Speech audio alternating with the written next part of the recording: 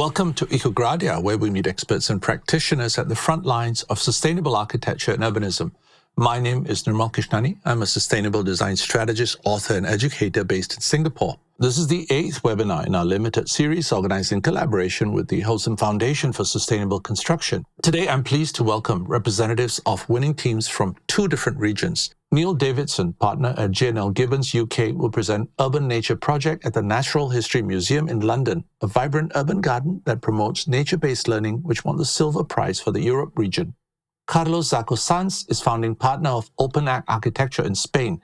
He will be discussing co-stream habitat in Turkey, a landscape that regenerates the region's ecology and culture, which won the Silver Prize in the Middle East and Africa region. This webinar series is sponsored by the Holcim Foundation for Sustainable Construction. The foundation was created in 2003 to empower a community of future makers through the transfer of ideas, knowledge, and real-world solutions. The Holcim Foundation today delivers on all these fronts with a treasure trove of information on its website. You can find all past winners of the Holcim Awards from all over the world and discover the strategies they followed on their journey towards sustainability. Go to holcimfoundation.org to find out more. Well, Neil, Carlos, it's a great pleasure to meet you both. Let me start with quotes from the jury panels regarding your respective submissions. Neil, the jury for Europe in awarding the Silver Prize to the Urban Nature Project in the United Kingdom had this to say. The jury particularly applauded the project's dedication to repurposing urban spaces to effectively increase biodiversity and provide new public and recreational areas accessible to all. The project's educational purpose, along with a holistic and integrated design approach, received high praise. The inclusion of outdoor living galleries not only offers opportunities for learning about and exploring nature, but also adds an engaging element to the design. Carlos, the jury for Middle East and Africa in awarding a Silver Prize to the co-stream habitat in Turkey, had this to say. The project was recognized for grappling with the challenges posed by rapid urbanization and industrialization. The jurors were deeply struck by the comprehensive and meticulously crafted nature of the project that emerges as a complete ecosystem of regeneration, seamlessly integrating a scheme of revitalization, a dynamic program layout, and a deeply engaged community framework. Before we start the conversation in earnest, please, could you each walk me through your projects? Let's start with you, Neil. Thank you, Nirmal. Welcome from London. So the Urban Nature Project reimagines the Natural History Museum's 5-acre garden to increase biodiversity, accessibility, scientific research, and best practice outdoor nature learning all year round. It has been designed as a response to the urgent need to monitor and record changes to the UK's urban nature and develop skills to study in this field, as part of a national drive to re-engage people with the natural world and urban wildlife. The project transforms an underused garden into an urban oasis, creating significant new areas of habitat and biodiversity, and representing the grounds as a living laboratory. A complex project like this has collaboration at its heart. We collaborated closely with architects Field and Fowles on the garden transformation, supported by a multidisciplinary design team that included Gita Geschwendner, engineers HRW, and Max Fordham. Motivated by a commitment to conserve and enhance biodiversity, the design team worked alongside the museum's expert scientists to develop a comprehensive landscape plan featuring accessible outdoor living galleries. These immersive spaces provide numerous opportunities to learn about and explore urban nature and the incredible diversity of life on Earth. Nestled within the landscape are new timber and stone buildings, the Nature Activity Centre supported by Amazon Web Services, and the Garden Kitchen. The Evolution Garden in the East tells the story of deep time through the evolution timeline, supported by the Evolution Education Trust, a journey from deep time to modern day, where visitors can learn about 2.7 billion years of Earth's history, told through an immersive timeline of plants, rocks of different geological periods, and representations of reptiles, birds, dinosaurs, and mammals.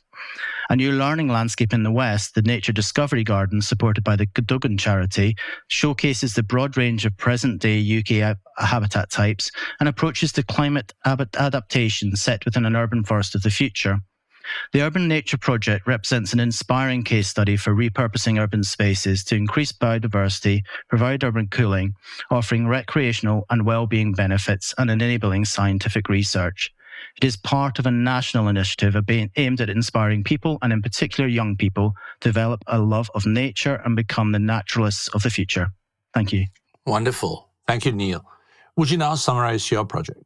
Carlos. Sure, Tinma. Thank you very much. It's great to be here with you. So our project, Stream Cohabitat, is located on the last district on the Asian side of Istanbul, which is called Tuzla.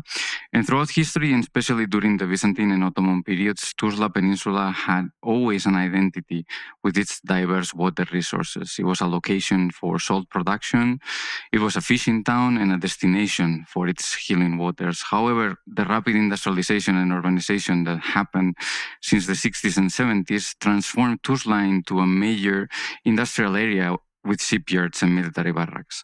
And of course, this unplanned growth has pressured the natural water resources and their connectivity within the entire peninsula. So working with the local communities and authorities through a series of participatory workshops, events, field trips, meetings, we were able to diagnose all the issues, understand Tuzla's past, and speculate about its future together. And the main design idea focused on mitigating the negative impacts of the 20th century by creating a framework that aims to connect and restore the ecology of the entire peninsula. So following the routes of the Umur stream in Tuzla, this looping framework generates 7.5 kilometers green corridor connecting different neighborhoods as well as the stream, the lake, and the sea. So it consists of 3 different layers, among which the ecological loop aims habitat restoration, the programmatic loop generates recreational public spaces with amenities, and the circulation loop follows the stream as biking and walking routes, offering alternative modes of mobility for the entire peninsula. Each of these project layers embrace co-design principles to co-create with local community, but also with nature. The plantation becomes the main building block to restore the ecology, but also to create healthy public spaces for the community. Wonderful. Thank you, Carlos. So let's start with a couple of stats here. Neil, yours is an urban park in the heart of the city of London, some 2 hectares in size. Carlos, yours is a park on the outskirts of the city of Istanbul. It's about 12 times bigger, 25.5 hectares in size. Now, each presents nature in very different ways, but what is common to both is this idea that the social can and should coexist with the ecological. So integrating the social and the ecological calls for a new mindset to landscape design. Tell me, what does this project achieve that other landscape design projects do not? Carlos. Well, for us and also for the project, it was all about restoring and creating different ecosystems, right? With the main focus on bringing back this natural water system of the stream that is right now currently trapped in a concrete channel, which is a far cry from how it originally shaped Tuzla's landscape somehow. So we are doing this not only to free the stream from that concrete channel, but also reconnecting it with the lake. That connection was cut back in the 80s when the stream was in this concrete channel. So by restoring the aquatic ecosystem, we are laying the foundation for a green ecosystem to flourish around it, which also creates opportunities for a vibrant social ecosystem to emerge in this context. So the social part of the project, the social programming, it revolves completely around community engagement. And we saw this as a main driving factor for us since the very beginning of the project, participatory co-design and creating spaces that foster somehow that social interaction. So the project also integrates these pathways, cycleways, green public spaces with sports programs, and creates this green spine that connects 4 different neighborhoods. And because it passes through many public buildings, also like a municipal library, a local library, there's a social care unit, primary schools. Yeah, it amplifies the accessibility of all this area, creating connectivity for the social infrastructure too. So during the design process, we wanted to ensure that the local community was actively involved in the design implementation to be able to reinforce somehow the social ties and promote a collective stewardship the environment. Each time we visit the site, and it's incredible to see that people are coming to us and telling us things about the rose, they grow in rosemary, the plantation, and how they love cooking it or using it for the kitchen, or some kids getting angry with the littering adults that are in the park. So it really highlights this deep connection that they have developed with the space. So, well, just to answer your question about this integration, I think all these layers that I'm talking about exist here, and once we superpose all these layers on top of each other, we notice that they do not only complement each other, but they complete each other in making the picture complete somehow. I think it's very interesting what you said at the beginning, that water is key. It's kind of a restoration of water systems that brings life back into a landscape and then makes all these other things possible. Neil, water was not central to what was done in your project, but what would you say set it apart from other, urban landscape projects in London? Yeah, well, I mean, funnily enough, water is a subtle part of our project. Not a single drop of rain that hits the ground in our project goes into a drain. It all goes back into the landscape, from the buildings and from the landscape itself. And that helped inform the way we planted the gardens, really. We've been very careful to use the resources sensitively, whether that was working with the soil on site or with the water that comes from the sky, which it does quite a lot in the UK. But one of the things in terms of sort of the social challenge, I suppose, is that the Natural History Museum is the second most visited cultural institution in the UK. So since we reopened the gardens a month and a half ago, there's 27,000 people a day visit the gardens. So in a small space, that's a sort of an intensity of use that's quite unique, I think. But it provides so many opportunities to reconnect people with nature in a very urban location. And much like Carlos was explaining, this kind of multi-layered approach gave us the opportunity to provide explicit learning experiences by being in the gardens, learning about Earth's history and how plants didn't emerge until a particular moment in time, but then also being much more subtle. So there's stories to be told throughout the whole landscape that are facilitated by museum staff. So they take young groups of children, for example, into the pond environment. They have activities where they learn to pond dip. They then examine the creatures they find in the ponds. The museum's so lucky. They have, some of the world's foremost experts in particular creatures, such as moths. 3 moths that are unique to science have been discovered in these gardens. So it kind of, when you have those expert eyes, you've got to make the most of it, don't you? You've got to sort of try and encourage young people to get excited about this, the potential to be involved in working in the environment and tackling these challenges we have in terms of biodiversity and climate emergencies. And young people are enthusiastic about that. That's what we find anyway. It's been a really satisfying project to work on in that respect. I think the conversation on socio-ecological systems, where we bring the social and the ecological together, often presents itself as being perfectly symbiotic. But there are tensions, are there not? I mean, there are moments where the two things are at odds with each other. I'm just curious, like in the course of your design process, was there a moment where you had to decide one over the other? Neil? I mean, when we're talking about that number of people on a daily basis, that is definitely something you have to factor into design. It has to be beautiful, but it has to be incredibly robust. And we are collectively learning with the museum that certain use patterns that we anticipated perhaps are not how it's being used. So we're having to slightly modify things, but that's fine, because that's the wonder of landscape and gardens, is that they evolve and you can modify them, and hopefully they get better with time rather than being a kind of complete set piece on day one. But really, I think a lot of the work that we do working in landscapes is about finding balance. And something that was particularly interesting about this project is we worked through the whole COVID pandemic. And so engagement was different. It was virtual, but also we've learned that people's relationship to nature and open space is different post-pandemic.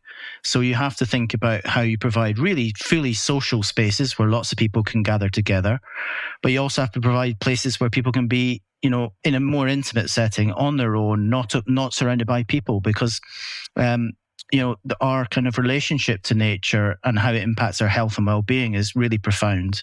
And that's something we tried to incorporate into the project. So that's where we moved away from maybe practices that we would have used post-2020 and thought about that in terms of the design that we delivered. I mean, would it be fair to say that the project was closer to a garden than an ecosystem? In part, because when you're designing a garden or an ecosystem that is 350 million years old, a lot of those plants don't exist anymore. So we have worked very closely with scientists in the museum to find very, very distant relatives of the plants that were around before dinosaurs existed, for example. And so in that sense, it has a biodiversity value, but it's not a true ecosystem in that sense. But wherever we can, we've tried to create experiences that are coherent. So a sense of what that would have looked like in terms of the plant use. So we've been very, very precise. The museum has had to consider what it would be like if their contemporaries from another museum, a natural history museum from around the globe, came to visit and said, "Hang on a second, that plant is in the wrong part of your timeline." Or flowers didn't exist until the Cretaceous period and beyond. So why is that there? So it's in that sense, part of the garden is kind of is a bit of scenography to tell that story. But the other part, the western side, is proper ecosystems. So it is ecosystems that are rare in cities like wetlands. We have a really thriving, we did this very careful piece of translocation. So we took a small pond, we took all of the water, the plants, the sediments, and the flora and fauna, and we put them into a temporary home for 6 months, and then we brought them back to the new, larger ponds. And so we have an instantly thriving ecosystem in that respect. All of the scientists are very happy about how quickly it's become very healthy again. So it's instant study in terms of children's activities, but instant study in terms of the scientists looking at how you can translocate habitats very carefully and then put them back. Carlos, the project in Istanbul was all ecosystem, was it not? And I mean, in the sense that it really is a constructed ecosystem where you are trying to create food chains and hydrological flows, and was there conflict between people and ecosystem? I mean, in our particular experience, I know that this topic it exists, but in this particular project, we didn't encounter any conflict toward nature coming from any of the sites that the project was bringing, nor from the community, nor from the official bodies that the project, the client in this case. So on the contrary, people were really eager to attain for more natural spaces. Like they were living in a space that they felt like it was a concrete jungle, surrounded by asphalt, concrete, and they were deeply aware of the lack of green space. So they longed for this more natural environment. So both for themselves and for their children. So I remember during our early visits to the site, residents frequently complain about the conditions around the concrete stream channel. Mosquitoes, for example, the unpleasant smell that this generates. These ecosystems are completely broken down, and the overall unnatural state of the stream. So they understood that this wasn't how a stream should be. Some of them, they even remember how it was before it was channeled, and they were fully aware of that the natural balance was disrupted completely, and they wanted it restored somehow. So rather than dealing with this fear of nature, our challenge was navigating the conflicts that they always exist in a project, in between economic, political, and environmental interests somehow. So I'm saying this because the stream was originally channeled into concrete due to the unplanned growth that the city had, with industries using it as sewage, and unregulated housing springing around it. So these decisions were later legitimized because of political reasons, which complicated our efforts to restore the area. And the real conflict lies somehow in this tug of war, in between short-term gains and long-term environmental sustainability. So not because of any fear itself. So this conflict actually continues to shape the project today, and making some of the phases of it really complicated for us to achieve, and even putting certain parts of it at risk of cancellation somehow. So due to these conflicts. I'm curious because you mentioned conflicts of a political nature, like informal settlements. Actually, in my part of the world as well, so many river streams are saturated with informal settlements, where the rivers become sewers and they become a kind of support system that the infrastructure does not provide. How was this resolved? I'd like to know. It is inherently a tension between what exists and what you were striving for. Yeah, so in our case, I'm speaking about the project in Tuzla. The spaces are officially managed by several bodies. You can guess, like, there is Istanbul Metropolitan Municipality, there's a local municipality of the peninsula of Tuzla, there is the Istanbul Water Administration, particularly because there is a stream that they handle the routine operations and the maintenance of these spaces with their annual budgets. But while these entities are crucial for the management of the place, the heart of the project, in our case, it was the ecological design principles somehow. So for a start, our approach is been to restore nature's own abilities to self-sustain, self-maintain, and self-regulate. So we use 98% of local and native plant species, because those are the plants that thrive naturally in the area, and that they don't require additional irrigation or any intensive maintenance. So that significantly cuts down the costs and the resource use. And we also address the water management issues by reworking the rainwater infrastructure into the stream. And we introduce bioswales, rain gardens, also water deposit tanks to capture the storm runoff effectively. And this not only supports the stream, but also ensures that the landscape remains somehow resilient and without minimal human intervention. So for us, it's equally important, if not more, is the role of the community that the community plays in this. So from the very beginning, we were very deeply engaged in the project, and they really helped guide the decisions from the very beginning. They even decided the placement of various sports programs and different features of the project. So now, for example, there's a small part of the first phase is really open, and you continue seeing them involved, and they actively monitor the space. So in essence, the official bodies, somehow they are the ones that are managing the space on paper, but it's the combination of that ecological design with the active community involvement that I think it helps to navigate all these conflicts, and all together you make like a common force. Yeah. Right. I mean, isn't it, sorry, Nirmal, if it's just to say, because I think this idea of ecosystems and sort of people, kind of the tension there. One thing we've learned on this project and others is that in real urban locations, some young people have never seen wildlife, never had that connection with nature. It's such a fundamental disconnect with natural processes, and it's such an important thing to try and tackle and engage. And landscapes evolve, don't they? And throughout the year, it will look different, it will be different, and you kind of understand the process. And that feels like such an important thing to be doing in urban locations, to try and kind of talk about that. If you think the vision behind today's winning entries is in line with your own sustainability goals, let me quickly tell you about the Holcim Foundation Awards, the world's most significant competition for sustainable design, with a total prize pool of $1 million.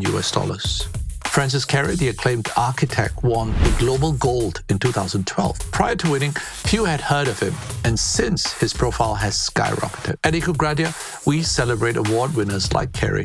This year, we are spotlighting the 2023 winners in this exclusive webinar series. And who knows, next year, you might well be a part of this inspiring group of changemakers. You can submit for the next cycle from 1st October 2024 until February 2025. It's free. Find out more in our show notes or at holcimfoundation.org. And now back to our guests. Describe the design process, Neil. I mean, I'm curious as to how a project like this begins and what are the stages of it. For example, who was the voice of biodiversity at the drawing board? I mean, who spoke for flora and fauna? Well, we were really lucky. We had an amazing client and several sort of scientists who work very closely with the design team. So in that respect, we were co-designing with scientists. As I mentioned earlier, we had to be scientifically robust in what we were doing. But also the Natural History Museum is also the home to the Angela Marmot Centre, which is the UK Centre for Biodiversity. So we have some of the top ecological minds probably in the world located on our doorstep.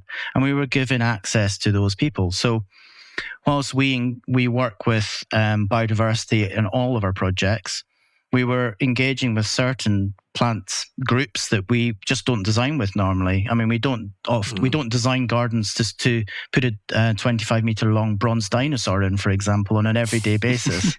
So, we had the benefit of that very specific, huge wealth of knowledge. But then obviously we had to try and make it coherent as a whole. So that, I guess, that's the challenge for the designers in consultation with our stakeholders and a whole wealth of external stakeholders. You know, the London Wildlife Trust, for example, were a partner who gave some seed for one of our meadow areas. So we have this kind of network of nature in London, but we have a network of nature across the United Kingdom as well.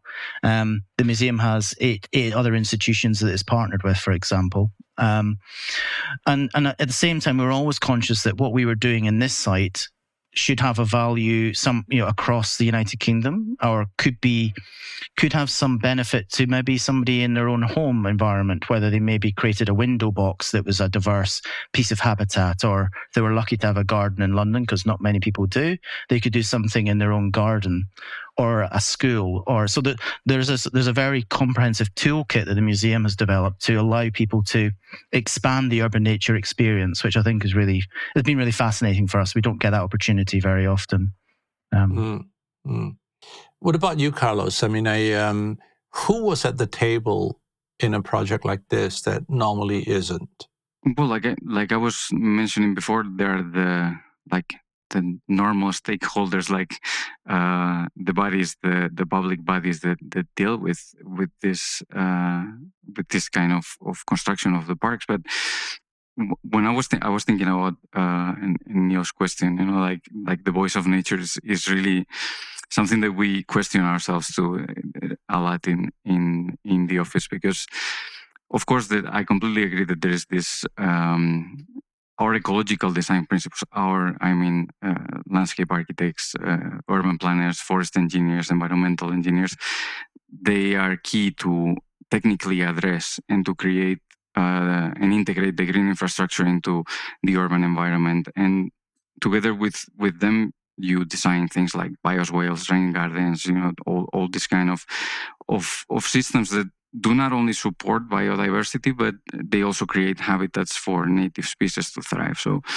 it's all about making these local ecosystems thrive, I think, while being functional with the public space. But we added, we work in a lot of our projects with participatory design. I think we find this a key element, and a second part to achieve this part of the voice of nature. So the local community, those who actually live there and interact with the space on a day-to-day basis, they are the ones that should be actively involved with the project too. So this approach somehow ensures that the ecological needs are met by the technical team somehow. But they are not only technically addressed, but they are woven into the culture and into the social fabric of the community. So it's true that this arises conflict sometimes and really long collaboration sessions in some cases, but everyone involved in that table, it's a voice of nature somehow. So and they are helping maintain the ecological integrity of the project. No, I'll come back to the participatory design question in a minute because I think that's a really interesting aspect of what you've done. But I do want to understand in a project like this, how do you know when you're there, right? There is a there. You're working towards an outcome. And I know that landscape architects, some talk about ecosystem services, and the measurement of ecosystem services is a way of evaluating how successful a constructed ecosystem is. So if you can, for instance, assess a garden or a park in terms of the ecosystem services it provides, whether it's the cleaning of water or the cleaning of air, then that gives you a metric against which you can benchmark. So how was this part of the conversation for either of you? Starting with you, Carlos. I mean, of course, when you are from the very beginning of the project, what you have certain goals of sustainability, but they're somehow embedded into our design capabilities. Like you, of course, you're going to deal with the rainwater system. You're going to try to bring, and that will be the start of the project. So we see things like not one goes after separate from the other, but we see them in line somehow. So when you restaurate and restore the water systems of the stream, that will bring back somehow the natural ecosystems to the site. And then when it's bringing back the natural ecosystems to the site and the natural ecology to the site, we see opportunities in injecting somehow some social services around the site. So how do we measure or do we measure success in that sense? You were mentioning, like, it's a combination of all of them somehow. If we will measure, the water has to be in place, the ecology has to be in place, and the social interaction part, like how are people really using the space? Are they okay with the spaces that we generated for them, and they're going to be the ones using there? So I think how we measure success in that sense is a combination of all these parts of the project together. Sure. Neil, I know that your project had a very strong social educational agenda, and we will get to that in a minute. I just want to know, with all the scientists that you had at your disposal, was there a science to this idea of ecosystem services? Whether there was a metric, a way of understanding outcome? So there's two ways of answering this. I guess there's the project, because metrics are very useful, but they're also can be quite binary, I suppose, in the way that they're applied. And we had a challenge in this project because half of the site you can apply the usual metrics. Are the indigenous plants? Are you diversifying species range? And on the other half of the project, we have plants that are not indigenous, or maybe, to phrase it slightly differently, were indigenous tens of millions of years ago. So, for example, we have one part of the garden that is where scientists have analysed pollen in the clay of London's ground and found seeds from tropical London, when London was a tropical city. So before humans, about 21 million years ago and a bit beyond that. So we've reused those plants in the setting to tell that story of radically evolving climate change. But that doesn't comply with the metrics. It doesn't fit into the metric categories. So we had a very good, productive conversation with the local authority who assessed that. And we presented a case that was abnormal, I suppose, in the way that you measure biodiversity gain across the site. And in other areas, it was much more simple. Like we created a pond that was 60% larger wetland area, larger surface area. But the really interesting bit, in my view, is what happens from now on. So within the framework of our landscape, we have a roughly a 20-meter grid of scientific monitoring points, and these are power and data locations where scientists from the museum can go out into these diverse habitats and gardens, and they can measure environmental change, positive and negative. They can. They've been pioneering a piece of work around environmental DNA, where they look at the soil, they examine the type of microbes in the soil. They then extrapolate that to determine how healthy the habitats are. And we acknowledge in this project that there'll be some areas that are experiments and will change, and things will thrive, and some things won't. And very deliberately. So the very deliberately, this is because as we kind of talked about earlier, it's a living laboratory. It's a place to study environmental change, and it might in time inform slightly different metrics for how you do that in an urban location, because we think this is probably going to be the most studied piece of urban landscape probably in the world because of the people who are on the doorstep and the size of it. So yeah, really exciting potential, but maybe we'll have to do another webinar in a few years' time to feed back the results, Nirmal. You're on.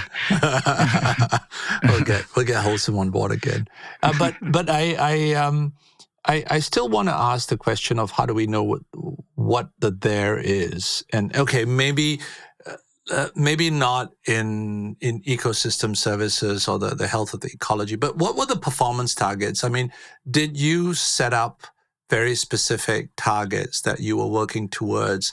And I take your point, Neil, that with gardens and landscapes, it's not like designing a building and saying I'm gonna achieve 60% energy efficiency. It's not as simple as that. But if it's not, then what is it? How do you know you're on the right track? I mean, I noticed that both of your projects talk a lot about carbon as a goal, but you do it in very different ways. And I'm curious to know if that was a thing that was decided at the very beginning, or was it something that you kind of did measurements as you went along? Yeah. Carlos, talk me through the targets that you had, maybe specifically carbon and the strategy for that. I mean, it's true. I completely agree with you that when we are speaking about landscape projects, it's really hard to measure. But on the other hand, I think for us, it was all about reconnecting people with nature, and how do you really measure? Like it's not something that you can put a target to it and hit it. So we thought from the beginning this can lead for a deeper appreciation of the environment, no? And it will create more sustainable habits of the people that are living there too. So when you bring nature into the city, it naturally encourages things like walking, for example, or cycling, or even community gardening somehow. So when you give access to people of these spaces, these activities are great for both physical health and social connections. It's true that there is no measurement. Like I don't have a technological device to measure these things, but our look to how are people reacting. So that's why we find this participatory co-design like a feedback mechanism too, that we are testing if the solutions that we are bringing to the table have a positive or a negative reaction, or are they working better or worse than that. So that's a little bit our technological device to somehow measure the carbon footprint in a way of the project. But you did specifically state in the report that the project will be carbon negative in 10 years, or something to that effect, right? Right. That can't have been purely a question of participatory design of people. So what was that based on? Yeah, technically, so the main idea of the project is turning asphalt roads into green spaces. So right now the stream is completely followed by car roads that they are not really used, like they are more used like parking spaces for the citizens. So that's where we can really measure how do we, if we shift from an asphalt and a concrete surface to a green space, what is the carbon effect that has in the city, and Istanbul has this contrast that the upper part of the city, the northern part of the city, is the most green part of Istanbul, and the south of Istanbul is the one that is urban, densely populated, and actually the green is not able to penetrate through.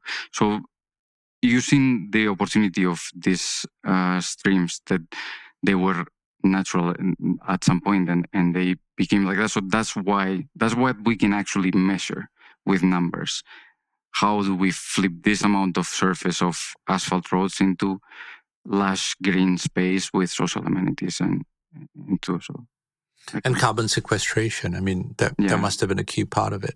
Neil, what about your carbon targets? Yeah. I mean, you speak of carbon as well. I'm wondering how that was framed. So one of the consultants on the project are a construction organization called MACE, who they worked alongside the design team developing a carbon calculator effectively as we went through the various design stages, with targets at each design stage to improve on the carbon footprint of different materials. So we were fortunate enough to have a bit of time to prototype with various surfaces. Obviously, the obvious one is talking when we kind of thinking about where's our materials coming from, and we have this quite unusual situation in the UK where it has incredibly diverse geology. The stone types are very radically different from north to south of the country, with some really, really unique stone in the northwest of Scotland, which is more closely related to Canada and Greenland than it is to England.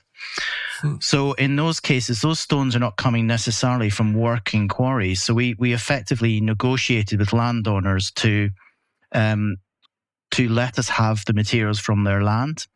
And that meant that we didn't have to import materials from all around the world to tell this story. We're able to, through a process of negotiation, I guess, keep our material sourcing quite in a country-size sense, local. And I think that's been interesting because we've done that through both the buildings and the architecture on the project. We have been able to get to a point where we are carbon neutral. And one of the challenges we had in the UK, because we've got lots of different metrics you can apply to a building project in the UK to measure sustainability. And they all tend to fall a bit short when it comes to landscape, is that we were able to kind of define a slightly a bespoke way of measuring, I guess. It sounds a bit like what Carlos has done as well, because we didn't find any of these off-the-shelf products necessarily worked for us. And that was challenging for the local authority, because they were saying, right, what we want you to do is carbon offset off-site. And we're saying, well, no, we want to do it on-site. And it's because they're just used to projects coming forward, and the default position is we'll solve this problem somewhere else on the other side of the world, rather than trying really hard to do it on the site you have. So I think we were quite successful in that aspect. And we did innovate in some areas. So the construction process, there was no diesel used on site. It was all either electric or biofuel. And we had some quite innovative pieces of kit. We had the largest electric crane in the UK, which was used to lift the frame in for the buildings. And what that sort of highlights, I guess, is that the technology needs to rapidly catch up with the aspirations of the projects, because the batteries need to last a bit longer to make that a kind of something that everyone can use on all their projects. Whereas the Natural History Museum were accepting that it might take a little bit longer to build something by doing it in a way that could be an example for others, which is kind of interesting. So we did talk about maybe hydrogen-powered vehicles for certain things as well, but that I think the technology is not quite there yet for doing that in a city centre. So yeah, I think it's I think there has been some kind of real innovation. I think also, I mean, I've said before about this project, the real test is what it's like in generations to come. This really has to be a project that thrives, that evolves, it gets better, and because otherwise you see these a lot of projects these days which have quite good sustainable credentials, but really have to be updated or replaced. So when it came to kind of, for example, how we use power or energy on site, the national grid in the UK very soon will be carbon neutral. So the greenest form of energy in the UK will be electric. So that's kind of, we're trying to future-proof. There's no kind of add-on kind of features. It's very much integrated into the whole project infrastructure, which has been interesting, an interesting process to go through. Are you documenting this? I think we're sort of getting past the broad description of the project into some of the nitty-gritty of community or carbon. Is this documented somewhere? Is it accessible to the public? It's definitely documented, and I'm not sure what the aspirations of the museum are to make it public, but generally they make things public. That's kind of their reason, I suppose, is to do research and then to share knowledge and hope that other people adopt those, or kind of enhance what they've done. Yeah, I'm not sure, but I would really think that's something they will want to publish. Yeah. What about you, Carlos? Is your project the design thinking and the process and the outcomes, is that available publicly? I mean, we work closely with the Istanbul Planning Agency. That actually, it was the organ, like the body that helped us with this measurements of community engagement and this kind of carbon footprint. So they have the documentation, and I think it's available to public. It's not of my knowledge right now if it's right now online something you can access, but they definitely have it on their hands. Well, I hope so. I think the things that you've both talked about are really interesting, and to your point, Neil, that these metrics and these conversations are commonly heard in buildings, but not so often in landscapes. Sure. So I think it's a really, really valuable lessons learned and outcomes. If you had a choice, what would you have done differently, Carlos? Okay, that's a question that I think I would have done.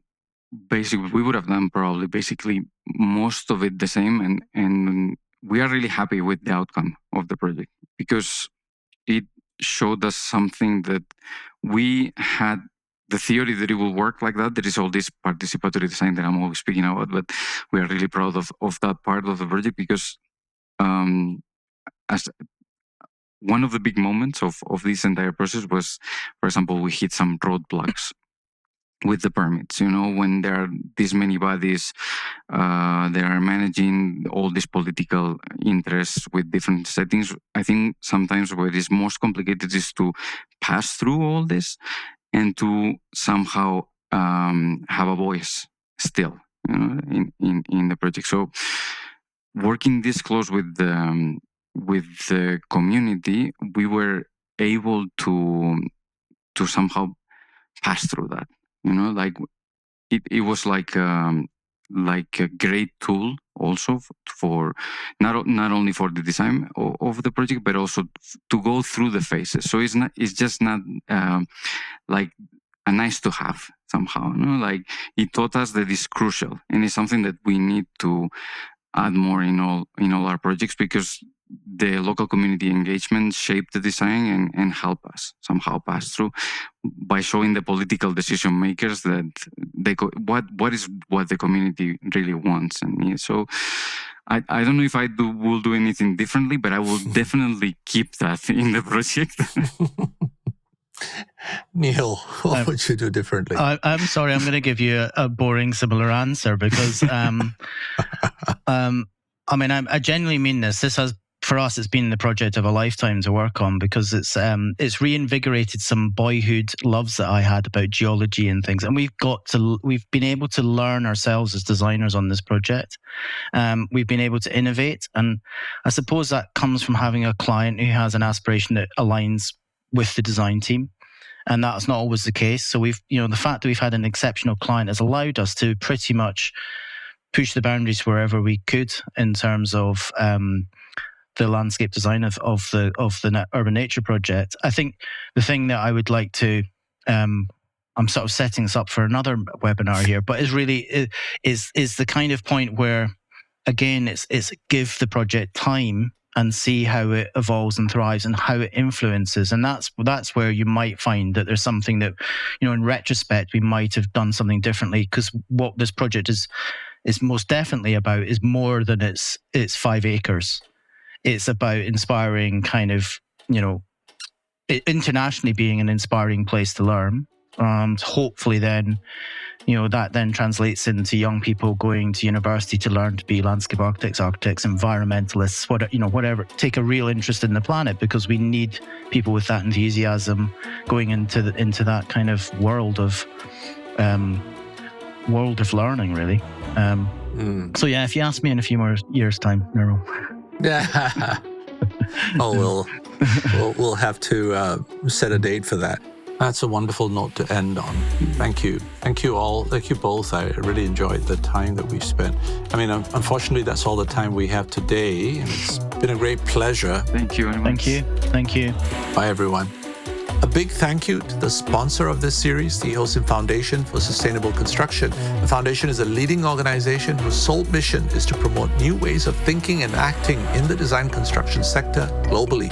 Their goal is to give you the resources you need to craft your own journey and make that journey a little easier. To learn more about the winning projects discussed in today's webinar, plus who else will be featured in this series, go to holcimfoundation.org. Thanks, everyone. Until next time, this is Nirmal Krishnani signing off in Singapore.